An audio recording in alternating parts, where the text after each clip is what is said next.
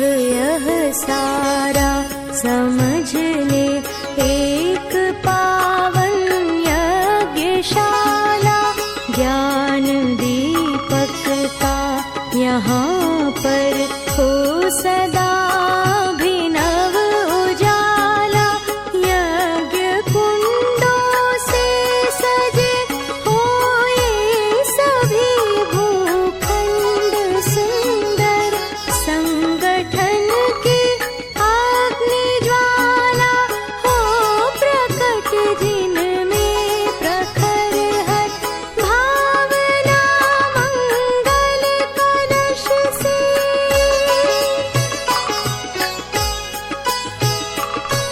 भावना मंगल कलश से शांति सुख कर दीजिए। हे प्रभु जीवन हमारा यज्ञमय कर दीजिए।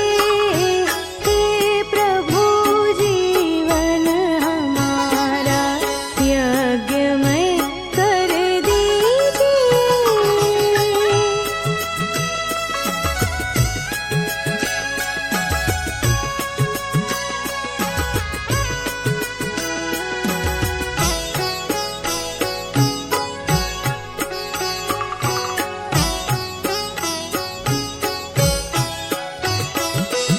आचमन में धो सके हम सब कलुष, तन मन वचन के अंग सब इस देह के हों उपकरण दैनिक हवन के।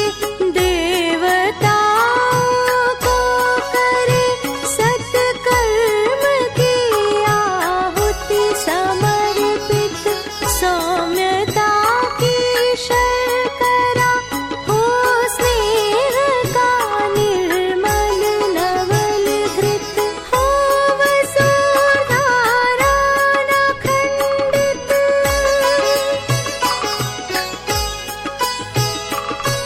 हो वसुधारा न खंडित, हृदय उर्वर दीजिए।